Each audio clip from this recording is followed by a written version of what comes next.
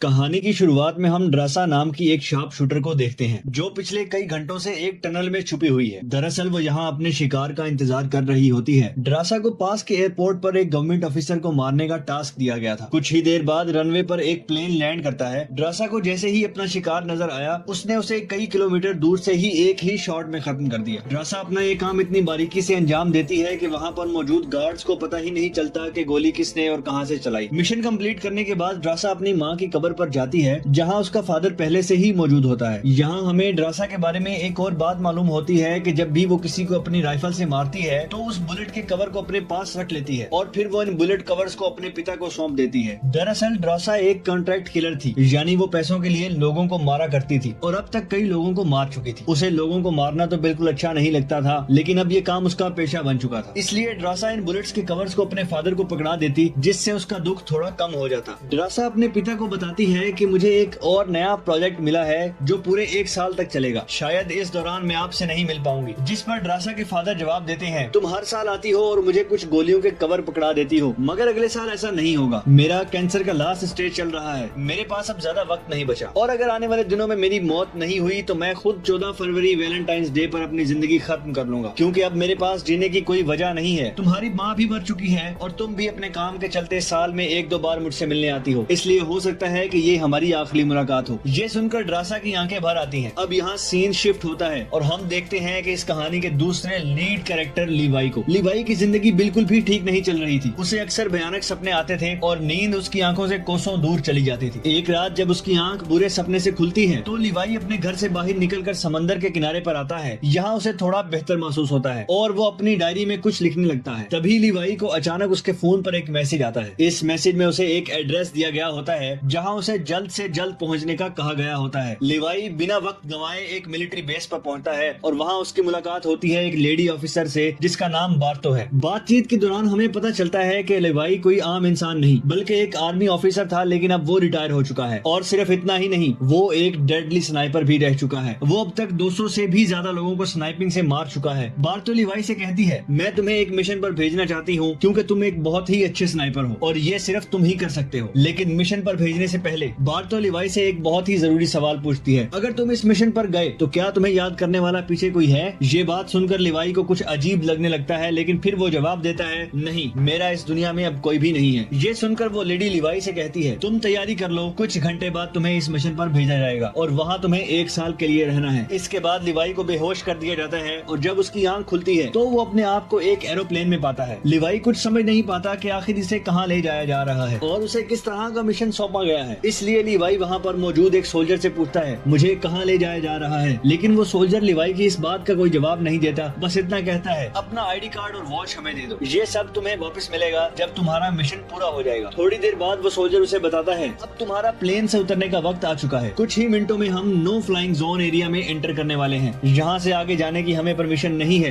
बस वो सिर्फ इतना बताता है कि नीचे उतरने के बाद तुम्हें अकेले 32 किलोमीटर नॉर्थ की तरफ पैदल जाना होगा, तब तुम अपनी मिशन वाली जगह पर पहुँच जाओगे। लेकिन लीवाई के दिमाग में अब भी एक बात चल रही थी। वो फिर से सोल्जर से पूछता है, आखिर हम जा कहाँ रहे हैं? इस पर सोल्जर जवाब देता है, मुझे इस सवाल का जवाब देने की परमिशन नहीं है। मेरी वर्दी में एक माइक्रोफोन लगा हुआ है। अगर मैंने तुम्हें इस जगह के बारे में बताया तो मुझे नौकरी से निकाला जा सकता है या फिर मारा भी जा सकता है। ये बात सुनकर लीवाई के गले में सांसें अटक जाती हैं। इसके बाद उसे एक पैराशूट दिया जाता है और प्लेन का दरवाजा खुलते ही लीवाई कूद जाता है और सेफली लैंडिंग करता है। लेकिन असली गेम तो अब शुरू होता है। 32 किलोमीटर की दूरी उसे पैदल तय करनी थी। लीवाई को पैदल चलते चलते 2 दिन बीत जाते हैं और 2 दिनों का लंबा सफर तय करने के बाद फाइनली वो उस जगह पर पहुंच जाता है। वो देखता है कि ये एक बहुत ही सुनसान इलाका है जहां इंसान तो दूर बल्कि उसे परिंदे भी नहीं दिखाई देते। तभी उसकी मुलाकात जेडी नाम के एक आदमी से होती है। जेडी 1 साल तक यहाँ मिशन पर था। अब उसकी ड्यूटी खत्म हो चुकी थी, इसलिए अब लीवाई उसकी जगह संभालेगा। जेडी लीवाई को एक वॉच टावर की तरफ ले जाता है। टावर के टॉप पर पहुंचने के बाद लीवाई को अब भी समझ नहीं आ रहा था कि उसे यहाँ क्या काम करना था। यही सवाल जब वो जेडी से पूछता है तो जेडी जवाब देता है, यहाँ एक बहुत ही गहरी खाई है जिसे गॉर्ज नाम दिया गया है। ये एक बहुत ही मिस्टीरियस और गहरी खाई है जिसके बॉटम तक आज तक कोई भी नहीं पहुंच पाया। तुम्हारा काम बहुत ही सिंपल है, तुम्हें इस खाई की पहरेदारी करनी है। इसके बाद वो लीवाई को यहाँ के स्ट्रिक्ट रूल्स बताता है। वो कहता है, तुम यहाँ से बाहर महीने में 1 ही बार हेडक्वार्टर फोन कर सकते हो, चाहे कुछ भी हो जाए। तुम बाहर की दुनिया से जुड़ने की उम्मीद मत रखना। ये टावर जिसे हम वेस्ट टावर कहते हैं, इसके ठीक सामने ईस्ट टावर है, वो रशिया का है। वहाँ भी एक गार्ड अपनी ड्यूटी निभा रहा है, लेकिन तुम दोनों के बीच कोई भी कांटेक्ट अलाउ नहीं है। तुम्हें सिर्फ अपनी ड्यूटी पर ध्यान देना है और हाँ, आने वाले खतरे के लिए हर वक्त तैयार रहना होगा, क्योंकि यहाँ तुम पर किसी भी वक्त हमला किया जा सकता है। यहाँ ऑटोमेटिक गन्स और नीचे ढेर सारे लैंड माइन्स लगाए गए हैं। अगर ऑटोमेटिक गन्स में गोलियां खत्म हो जाएं, तो उसे हमेशा रीलोड रखना, क्योंकि हमले के दौरान ऑटोमेटिक गन्स तुम्हारे बहुत ही काम आएंगी। और आखिरी बात, अगर तुम्हें कभी भी यहाँ से तेज सायरन की आवाज सुनाई देने लगे तो तुम बिना सोचे समझे यहाँ से भाग जाना। जेडी कहता है, मुझे भी नहीं पता कि ऐसा क्यों बोला गया है, लेकिन मुझे जो पिछले ड्यूटी वर्कर ने बताया था वही मैं तुम्हें बता रहा हूँ। लिवाई उसकी सारी बातें अच्छी तरह से सुन लेता है, पर उसका एक ही सवाल था। वो पूछता है, आखिर यहाँ ऐसा क्या है जिसके लिए इतनी स्ट्रिक्ट सिक्योरिटी लगाई गई है। तभी जेडी एक ग्रेनेड निकालता है और उस ग्रेनेड को इस गहरी खाई में फेंक देता है। ग्रेनेड जैसे ही खाई की गहराइयों में धमाका करता है, वहाँ से एक अजीब भयानक आवाज गूंजने लगती है। वो आवाज किसी इंसान की बिल्कुल भी नहीं थी, वो किसी ऐसी चीज की थी जो अंधेरे में छुपी हुई थी। जेडी लिवाई की तरफ देखता है और कहता है, ये आवाज जो तुम सुन रहे हो, ये उन क्रिएचर्स की है जिन्हें हम होलो मैन कहते हैं। ये क्रिएचर्स इस घड़े के अंदर रहते हैं और तुम्हारी यहाँ पर ड्यूटी ये है कि इस घड़े के अंदर से किसी भी क्रिएचर को बाहर नहीं निकलने देना। कहा जाता है कि 1940 में यूएस आर्मी के 2400 आर्मी सोल्जर्स को इस गड्ढे के अंदर भेजा गया था, ताकि ये सोल्जर इस गड्ढे के अंदर मौजूद सभी क्रिएचर्स को खत्म कर सके। लेकिन आज तक उनमें से एक भी जिंदा सोल्जर वापस लौट कर नहीं आया। और अब जेडी लिवाई को पूरी इन्फॉर्मेशन हर एक चीज का बताकर घर वापस जाने की तैयारी करने लगा, क्योंकि उसने यहाँ 1 साल की ड्यूटी पूरी कर दी। अब लिवाई को यहाँ 1 साल तक ड्यूटी देनी थी। जेडी लिवाई को अलविदा कहकर यहाँ से निकल पड़ता है। वो बहुत खुश था, क्योंकि 1 साल बाद वो घर जाने वाला था, लेकिन उसे पता नहीं था कि आगे उसके साथ कुछ ऐसा होने वाला है जिसके बारे में सोचने से भी डर लगता है। लोकेशन पर पहुंचने के बाद जेडी जैसे ही स्मोक करता है, तब एक हेलीकॉप्टर उसे लेने के लिए आता है। वो हेलीकॉप्टर उसके लिए रस्सी नीचे फेंकता है और जेडी उस रस्सी के जरिए ऊपर हेलीकॉप्टर में चढ़ने लगता है। हेलीकॉप्टर में बैठा एक सोल्जर पहले जेडी की आइडेंटिटी कंफर्म करता है। जैसे ही जेडी से अपनी पूरी इंफॉर्मेशन देता है, तो हेलीकॉप्टर में बैठा वो सोल्जर पहले जेडी को शूट करता है और उसके बाद उसकी रस्सी काट कर उसे नीचे गिरा देता है। अब यहाँ एक बात तो साफ हो चुकी थी कि जो इस जगह आता है वो यहाँ से कभी लौट नहीं पाता। इसके बाद हमें अगले दिन का सीन दिखाया जाता है। लिवाई अपने काम को निभाने लगता है। सबसे पहले वो यहाँ की कुछ रिपोर्ट्स चेक करता है और जिन ऑटोमेटिक गन्स में गोलियां खत्म होती हैं उन्हें रीलोड करता है। इसी तरह से दिन गुजरते हैं और फिर 1 महीना। अब लिवाई को ये जगह बोरिंग फील होने लगी। वो सोचता है कि क्या 1 साल तक यहाँ बस अकेले ही रहना है, ना किसी से बातचीत और ना ही कोई एंटरटेनमेंट। इसीलिए टाइम पास करने के लिए वो अलमारी में रखी किताबें पढ़ने का सोचता है। जब वो अलमारी से किताबें निकालता है तो अचानक उसकी नजर अलमारी के पीछे की दीवार पर पड़ती है। इस दीवार पर कुछ नोट्स लिखे होते हैं। ये इन सभी लोगों के नोट्स थे जो इससे पहले इस टावर में अपनी ड्यूटी कर चुके थे। हर नोट में डर, अकेलापन और होलो मैन के खतरों का जिक्र था। एक दिन लिवाई को वेस्ट टावर से मशीन चलने की आवाज आती है। लिवाई जल्दी से अपने टेलीस्कोप से दूर से ईस्ट टावर को देखने की कोशिश करता है और तभी उसे एक लड़की दिखाई देती है। और ये लड़की कोई और नहीं बल्कि ड्रासा होती है, जो कि उसकी अच्छी स्नाइपिंग की वजह से उसे इस टावर पर ड्यूटी दे दी गई थी। ड्रासा की खूबसूरती देखते ही लिवाई की नजरें उस पर जम जाती हैं, लेकिन लिवाई उससे बात नहीं कर पाता, क्योंकि ऐसा करना रूल्स के खिलाफ वर्जी थी। और ड्रासा को भी वेस्ट टावर में बैठे लिवाई के बारे में पता चल चुका था। अब इसी तरह दिन गुजरते हैं और ये दोनों सोचते हैं कि क्या हमें एक दूसरे से बात करनी चाहिए या नहीं। कुछ दिन बाद ड्रासा का जन्मदिन आता है। अकेलेपन में घिरी हुई ड्रासा को लगता है कि उसे किसी से बात करनी चाहिए। वो लिवाई से बात करने की कोशिश करती है। ड्रासा एक व्हाइट बोर्ड के जरिए लिवाई से पूछती है कि तुम्हारा नाम क्या है। इस पर लिवाई को रूल्स याद आते हैं और वो कहता है कि नाम बताना अलाउड नहीं है, लेकिन ड्रासा मुस्कुराते हुए अपना नाम बता देती है। मेरा नाम ड्रासा है। लिवाई भी ज्यादा ना सोचते हुए अपना नाम बता देता है। ड्रासा बताती है कि आज मेरा बर्थडे है और ड्रासा अपने बर्थडे को सेलिब्रेट करते हुए डांस करने लगती है। ड्रासा लिवाई से पूछती है, क्या तुम्हें डांस करना आता है? लिवाई बताता है, नहीं, मुझे डांस बिल्कुल भी नहीं करना आता। जिस पर ड्रासा पूछती है, तो फिर तुम्हें क्या करना आता है? लिवाई जवाब देते हुए बोर्ड पर लिखता है, मैं शूटिंग थोड़ी बहुत अच्छी कर लेता हूँ। यहाँ ड्रासा उसकी शूटिंग स्किल्स चेक करने के लिए अपने टावर पर एक छोटी सी बोतल उसके सामने रखती है और लिवाई अपने टारगेट को निशाने पर रखते हुए एक ही गोली में इस बोतल को फोड़ देता है। अब यहाँ ड्रासा भी पीछे रहने वाली नहीं थी। वो भी अपनी शूटिंग स्किल्स को दिखाते हुए लिवाई के टावर में रखी एक छोटी सी बोतल को बिल्कुल परफेक्ट शूट कर लेती है, जिससे लिवाई को पता चलता है कि ड्रासा कोई आम लड़की नहीं बल्कि वो एक डेडली स्नाइपर है। धीरे धीरे दोनों की बातचीत बढ़ने लगती है। ड्रासा और लिवाई एक दूसरे को समझने लगते हैं, लेकिन तभी जब ये दोनों बातचीत में मसरूफ होते हैं, ड्रासा की नजर अचानक नीचे गड्ढे की तरफ जाती है। वो देखती है कि नीचे से कुछ भयानक क्रिएचर्स यानी होलो मैन तेजी से वेस्ट टावर की तरफ चढ़ रहे हैं। वो जल्दी से लिवाई को अलर्ट करती है, नीचे देखो, तुम्हारी तरफ कुछ क्रिएचर्स बढ़ रहे हैं। लिवाई जैसे ही नीचे देखता है, उसकी आंखें चौंक जाती हैं। नीचे सिर्फ 1 या 2 नहीं बल्कि हजारों क्रिएचर्स ऊपर की ओर बढ़ रहे होते हैं। वो बिना वक्त गंवाए अपने स्नाइपिंग राइफल उठाता है और एक एक करके क्रिएचर्स को शूट करने लगता है। लेकिन क्रिएचर्स की तादाद इतनी ज्यादा होती है कि लिवाई उन्हें अकेले संभाल नहीं पाता। इसलिए ड्रासा भी अपनी मशीन गन से गोलियां बरसाने लगती है, यानी ड्रासा की तरफ भी क्रिएचर बढ़ने लगते हैं। ये दोनों अपनी अपनी साइड से इन क्रिएचर्स को मारने लगते हैं, लेकिन तभी लिवाई देखता है कि एक क्रिएचर ऊपर ड्रासा के टावर तक पहुंच चुका है और वो क्रिएचर जैसे ही ड्रासा पर हमला करने वाला होता है तो लिवाई इस टावर से अपनी जबरदस्त स्नाइपिंग स्किल्स का इस्तेमाल करते हुए इस क्रिएचर को मार गिराता है। अब लिवाई और ड्रासा दोनों को एहसास हो जाता है कि इस खतरनाक जगह में अगर जिंदा रहना है तो उन्हें मिलकर लड़ना होगा। सब कुछ संभालने के बाद ड्रासा बताती है कि ये मेरी लाइफ का सबसे बेस्ट बर्थडे था। अगली सुबह लिवाई नीचे लगी लैंड माइंस को ठीक करता है और ऑटोमेटिक गन को रीलोड करता है। तभी अचानक खाई के अंदर से एक ड्रोन निकलता है। वो ड्रोन कुछ सेकंड्स तक लिवाई की तरफ देखता है।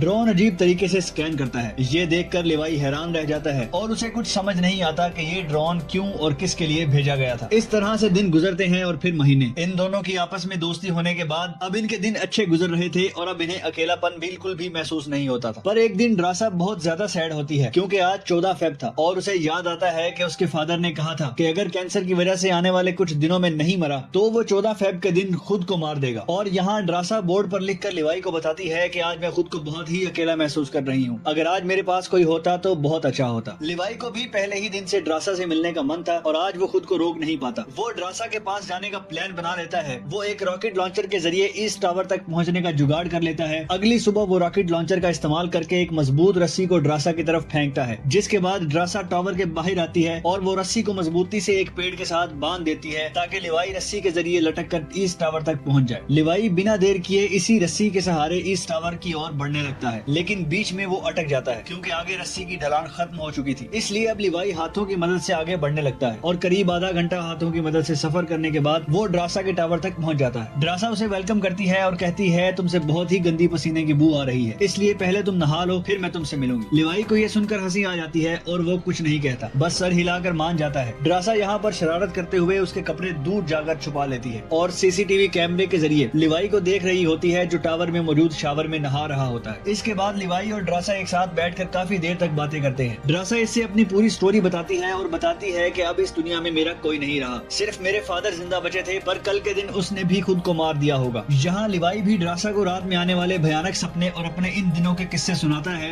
जब वो यूएस आर्मी में था। इस तरह से बातें करते करते रात हो जाती है। ड्रासा यहाँ एक सॉफ्ट म्यूजिक लगाती है। ये दोनों म्यूजिक की धुन पर डांस करने लगते हैं। इसी डांस के दौरान वो एक दूसरे के करीब आने लगते हैं और उनके बीच रोमांस होने लगता है। कुछ देर बाद लिवाई ड्रासा की तरफ देखकर एक मुस्कान के साथ कहता है मैंने तुम्हारे लिए एक शायरी लिखी है, जब हम यहाँ से निकलेंगे तभी मैं तुम्हें वो शायरी दूंगा। अगले दिन लिवाई को वापस अपने वेस्ट टावर लौटना था। वो ड्रासा को अलविदा कहता है और उसी रस्सी के सहारे वेस्ट टावर की तरफ चलना शुरू कर देता है। ड्रासा भी उसे जाते हुए देखती रहती है, लेकिन तभी हम देखते हैं कि कुछ क्रिएचर ऊपर टावर की तरफ बढ़ रहे हैं, जिनमें से एक क्रिएचर वहाँ लगे लैंड माइन से टकरा जाता है और एक जोरदार धमाका होता है। लैंड माइन के फटने से जो इसके लोहे के पार्ट्स हवा में उड़ जाते हैं, इनमें से एक पार्ट रस्सी से टकरा जाता है, जिससे रस्सी टूट जाती है और वो तेजी से इस खाई में गिर जाता है। लिवाई को गिरते देख ड्रासा बिना सोचे समझे अपना पैराशूट उठाकर वो भी उस खाई में कूद जाती है। खाई की गहराई में गिरने के बाद ड्रासा पानी की तेज बहाव वाली नदी में बहने लगती है। वो किसी तरह करके नदी से बाहर निकलकर किनारे तक पहुंच जाती है। दूसरी तरफ लिवाई की किस्मत अच्छी होती है कि वो एक बड़े से पेड़ पर गिरकर लटक चुका था। इतनी ऊंचाई से गिरने के बाद उसे चोटें तो काफी सारी आ जाती हैं, पर उसकी जान बच जाती है। जैसे ही उसकी आंखें खुलती हैं, वो देखता है कि एक बड़ा कीड़ा उस पर हमला करने के लिए बढ़ रहा है। वो खुद को बचाने की कोशिश करता है, पर तभी पेड़ की लकड़ी टूट जाती है और लिवाई नीचे पेड़ की जड़ों पर गिर जाता है। नीचे गिरते ही पेड़ की जड़ें उसे अपनी गिरफ्त में लेने लगती हैं और लिवाई को जकड़ लेती हैं। इससे पहले कि ये जड़ें लिवाई को मार देती, वहाँ ड्रासा पहुंच जाती है। वो जल्दी से चाकू निकालकर इन जड़ों को काटने लग जाती है, जिससे लिवाई आजाद हो जाता है। इसके बाद लिवाई और ड्रासा चारों ओर देखने लगते हैं। हर तरफ सन्नाटा और डर का माहौल छाया होता है। तभी अचानक पेड़ों की आड़ से कुछ क्रिएचर्स निकलकर उन पर हमला कर देते हैं। यहाँ उनके बीच एक बड़ी फाइट होने लगती है। लिवाई अपनी बंदूक संभालता है और पहली गोली सीधे एक क्रिएचर के सर में मारता है। एक के बाद एक दोनों ने मिलकर दोनों क्रिएचर्स को खत्म कर दिया। यहाँ लिवाई की नजर क्रिएचर की डेड बॉडी पर पड़ती है। वो देखता है कि क्रिएचर ने वही आर्मी वर्दी पहन रखी थी जो किसी जमाने में अमेरिकन सोल्जर्स की होती थी। ये देखकर लिवाई के रोंगटे खड़े हो जाते हैं। तभी उसे जेडी की वो बातें याद आती हैं जब उन्होंने बताया था कि 1940 में 2400 सोल्जर्स के एक बड़े ग्रुप को इसी खाई में भेजा गया था और वो सैनिक कभी वापस नहीं लौटे थे। इसके बाद लिवाई और ड्रासा एक अजीब भयानक सी जगह पर पहुंच जाते हैं। यहाँ का मंजर किसी बुरे सपने जैसा था। हर तरफ इंसानों के सड़े गले शरीर पड़े थे और सबसे अजीब बात ये थी कि इन शरीरों के अंदर से पेड़ पौधे उग रहे थे। ऐसा लग रहा था जैसे कोई जानलेवा वायरस ने इस जगह को अपनी गिरफ्त में ले लिया हो। तभी अचानक पेड़ों के बीच से कुछ हलचल होती है। लिवाई और ड्रासा समझ जाते हैं कि क्रिएचर्स एक बार फिर उनका पीछा कर रहे हैं। डर के मारे ये दोनों तेजी से भागने लगते हैं और एक टूटी फूटी चर्च में घुस जाते हैं। दरवाजा बंद करने के बाद सामने उन्हें एक अजीब सा नजारा दिखता है। हर तरफ इंसानों की लाशें पड़ी होती हैं। उनकी हालत देखकर ऐसा लग रहा था जैसे उन्होंने खुद अपनी जान ले ली हो ताकि इस वायरस से बच सके। अचानक एक बड़ी बड़ी मकड़ी ड्रासा के ऊपर कूद पड़ती है और ढेर सारी और भी मकड़ियां निकल आती हैं। ये मकड़ियां साइज में काफी बड़ी होती हैं। जैसे ही स्पाइडर उन पर हमला करता है, लिवाई और ड्रासा मिलकर उसे खत्म कर देते हैं। दूसरी तरफ चर्च का दरवाजा वो क्रिएचर तोड़कर अंदर आ जाते हैं। लिवाई और ड्रासा अपनी जान बचाने के लिए उन पर फायरिंग शुरू कर देते हैं और जैसे तैसे करके उनसे अपनी जान छुड़ाकर चर्च से बाहर निकल आते हैं। तभी लिवाई की नजर सामने पहाड़ में बनी एक पुरानी सुरंग पर पड़ती है। वो दोनों फौरन उस सुरंग के अंदर घुस जाते हैं। अंदर जाकर उन्हें पता लगता है कि असल में ये एक पुरानी लैब है। यहाँ हर जगह टूटे फूटे कांच, मशीनें और पुराने जंग लगे हुए कंटेनर्स पड़े थे। यहाँ लिवाई को एक पुराना डीवीडी कैसेट मिलता है। लिवाई डीवीडी को प्ले करता है और स्क्रीन पर एक लड़की नजर आती है। वो लड़की कहती है कि हम लोग यहाँ एक सीक्रेट केमिकल मिसाइल प्रोजेक्ट पर काम कर रहे थे। हमारे साथ सैकड़ों साइंटिस्ट थे, पर एक दिन यहाँ भूकंप आया। भूकंप के तेज झटके से मिसाइल के केमिकल लीक हो गए। जहरीला केमिकल हवा में मिलने लगा। कुछ ही घंटों में लोग वायरस से इन्फेक्ट हो गए। वो लड़की अपना पेट दिखाते हुए बताती है कि मैं भी इन्फेक्टेड हूँ। हालांकि हमने मिलिट्री को सब कुछ बताया। हमने उनसे कहा कि इस पूरे इलाके को बॉम्बिंग करके तबाह कर दिया जाए ताकि इन्फेक्शन और फैल ना सके, लेकिन उन्होंने हमारी बात नहीं सुनी। इस वीडियो को देखने के बाद लिवाई को वहाँ एक नए जमाने का कंप्यूटर मिलता है। लिवाई को समझ नहीं आता कि इस जगह में आज के दौर का कंप्यूटर कैसे रखा गया है। लिवाई उसे ऑन करता है और उसमें मौजूद जानकारी को देखकर एकदम सुन रह जाता है। उसे डार्क लीक नाम के एक कंपनी के बारे में पता चलता है जो पैरामिलिट्री बनाने का काम करती है। ये कंपनी यहाँ से इन्फेक्टेड लोगों के सैंपल्स इकट्ठा करके अपने कंट्री के सोल्जर्स को सुपर सोल्जर्स में कन्वर्ट करने के लिए इन पर एक्सपेरिमेंट करती है। यही वजह है कि कोई भी देश इस जगह को मिटाना नहीं चाहता। इसके अलावा लिवाई को ये भी पता चलता है कि ये जो खाई है, यहाँ पर एक बहुत ही बड़ा मिसाइल है जिसकी एक्टिवेशन पर जब वो फटेगा तो 4.2 किलोमीटर की लंबाई में सब कुछ मिटा देगा। लिवाई और ड्रासा ये सारा राज समझ जाते हैं। उन्हें पता चल जाता है कि जिस लेडी बार्तो ने उन्हें यहाँ भेजा था वही इस जगह की ऑनर है और वो इस जगह का गलत इस्तेमाल कर रही है। और इस जगह को सीक्रेट रखने के लिए लेडी बार्तो हमेशा ऐसे इंसान को यहाँ पर ड्यूटी के लिए चुनती थी जिसका पीछे कोई पूछने वाला ना हो। और इस इंसान को यहाँ साल भर ड्यूटी करने के बाद मार दिया जाता, जिस तरह से जेडी को मार दिया गया था ताकि वो बाहर आकर दुनिया को इस जगह के बारे में नहीं बता सके। ये सब जानने के बाद जैसे ही ये दोनों वहाँ से निकलते हैं, तभी एक घुड़सवार क्रिएचर ड्रासा को रस्सी से जकड़कर अपने साथ ले जाता है। लिवाई ड्रासा की तलाश में यहाँ वहाँ भटकता है, लेकिन उसे ड्रासा कहीं दिखाई नहीं दे रही थी। तभी लिवाई एक ऐसी जगह पर पहुँचता है जहाँ एक बड़ी मिसाइल रखी हुई थी। ये वही मिसाइल थी जिसके बारे में डार्क लेक कंपनी के कंप्यूटर से लिवाई को जानकारी मिली थी। लिवाई को सब कुछ साफ समझ आ चुका था। असल में वॉच टावर में पहले रह चुके लोग जब ये कहते थे कि अगर सायरन की आवाज सुनाई दे तो जितनी जल्दी हो सके यहाँ से भाग जाना चाहिए, वो दरअसल इस मिसाइल की ही बात कर रहे थे। दूसरी तरफ ड्रासा अब इस क्रिएचर के कब्जे में थी। ड्रासा खुद को छुड़ाने की कोशिश करती है और जैसे तैसे करके वो खुद को छुड़ा लेती है। आजाद होते ही ड्रासा और क्रिएचर के बीच फाइट छिड़ जाती है। लिवाई भी ड्रासा को ढूंढते ढूंढते वहाँ पहुंच जाता है और वो भी फौरन क्रिएचर पर हमला कर देता है और ये दोनों मिलकर उसे आग लगाकर जला देते हैं। और अब बारी आती है उन लोगों की यहाँ से बच निकलने की, मगर आगे का रास्ता और भी ज्यादा मुश्किल था। जैसे ही लिवाई और ड्रासा आगे बढ़ते हैं, सामने एक खतरनाक इलाका आता है जहाँ से निकलना एक बहुत ही बड़ा चैलेंज था। यहाँ इंसान और पौधे आपस में पूरी तरह से जुड़े हुए थे, जैसे कि वो किसी खतरनाक एक्सपेरिमेंट का नतीजा हो। खैर, ये लोग हर कदम को संभाल कर रखते हुए आगे बढ़ते हैं कि तभी ड्रासा का पैर फिसल जाता है, जिससे ये पौधे एक्टिवेट हो जाते हैं। वो ड्रासा को जकड़ लेते हैं, लेकिन यहाँ लिवाई हिम्मत दिखाते हुए आगे बढ़ता है और अपनी पूरी ताकत से ड्रासा को छुड़ा लेता है। वो बॉम्ब का इस्तेमाल करके वहाँ के पूरे प्लांट सिस्टम को उड़ा देता है। लिवाई ड्रासा को लेकर वहाँ से बाहर निकल आता है। थोड़ा सा आगे चलने के बाद उन्हें एक गैराज नजर आता है जहाँ पर एक गाड़ी खड़ी होती है। ये दोनों जल्दी से उस गाड़ी में बैठ जाते हैं और इस जगह से निकलने की कोशिश करने लगते हैं। आखिरकार कुछ दूरी तय करने के बाद उन्हें एक रस्सी नजर आती है जो ऊपर वॉच टावर तक जाती थी, लेकिन अब वो क्रिएचर्स भी उनका पीछा करते हुए वहाँ तक पहुँच चुके थे। अब यहाँ इस रस्सी को हाथों से पकड़कर ये लोग अगर ऊपर चढ़ते तो ये क्रिएचर्स उन्हें मार देते। इसलिए लिवाई समझदारी से काम लेते हुए जीप को रस्सी से बांध कर ऊपर चढ़ने लगता है। ये लोग जीप को इसलिए रस्सी से बांध देते हैं ताकि ये दोनों जीप में बैठकर उनके हाथों क्रिएचर्स के साथ लड़ने के लिए फ्री हों। वो क्रिएचर्स उन पर हमला करते हैं और यहाँ उनके बीच एक बड़ी फाइट होती है, लेकिन वो क्रिएचर्स तादाद में काफी ज्यादा थे, इसलिए वो उन पर भारी पड़ रहे थे। यहाँ लिवाई के दिमाग में एक आइडिया आता है। वो जीप का पेट्रोल टैंक उन क्रिएचर्स पर लीक कर देता है, जिससे निकलने वाले तेल को आग लगाकर इन सभी क्रिएचर्स को जला देता है और आखिर में ये लोग इस जीप की रस्सी काट कर इसे नीचे छोड़ देते हैं, जिससे वो सभी क्रिएचर्स मारे जाते हैं। इस तरह ये लोग फाइनली ऊपर चढ़ने में कामयाब हो जाते हैं। अब इन दोनों को पता चल चुका था कि अगर ये दोनों यहाँ साल भर ड्यूटी कर भी लें तब भी आखिर इन दोनों को मार दिया जाएगा। इसलिए अब ये दोनों एक बड़ा फैसला करते हैं कि अब वो इस जगह की रक्षा नहीं करेंगे, बल्कि इस जगह को तबाह कर देंगे ताकि उनकी तरह कोई दूसरा सोल्जर यहाँ पर ना फंस सके और इस जगह का गलत इस्तेमाल बंद हो जाए। ये सब करने के बाद ये दोनों यहाँ से दूर जाकर एक नई जिंदगी की शुरुआत करेंगे।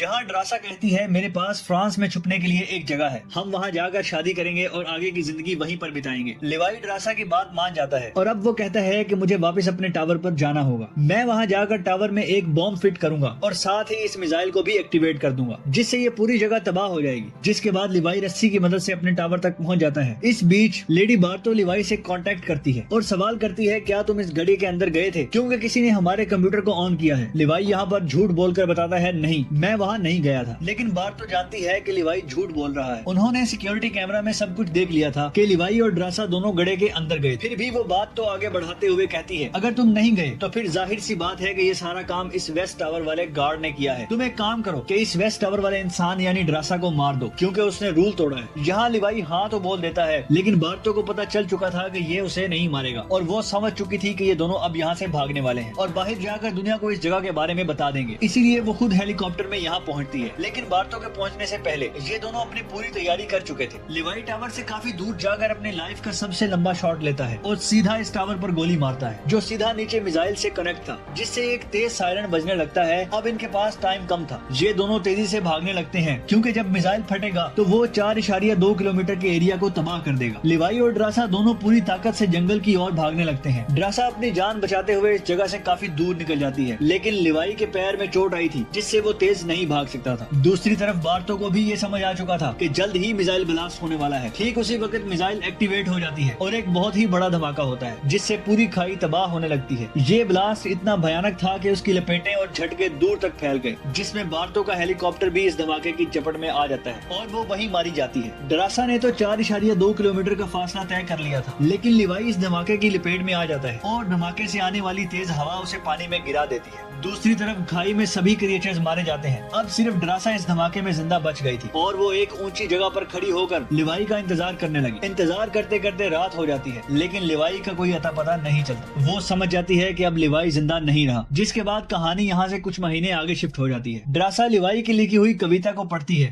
हर एक शब्द में उसे लिवाई की यादें महसूस होती हैं। आंखों में आंसू लिए वो अपने दिल को संभालने की कोशिश करती है। अब ड्रासा एक नई जिंदगी की शुरुआत करते हुए फ्रांस के एक होटल में वेटरेस की जॉब करने लगती है। लेकिन फिर अचानक एक दिन ड्रासा के सामने लिवाई आकर खड़ा हो जाता है। वो जिंदा था। लिवाई को देखकर ड्रासा की आंखें खुली की खुली रह जाती हैं। वो खुशी के मारे दौड़कर लिवाई को गले लगा देती है और इसी के साथ ये कहानी खत्म हो जाती है। अगर आपको वीडियो अच्छी लगी हो तो हमारे चैनल को सब्सक्राइब करें और वीडियो को लाइक जरूर कीजिएगा।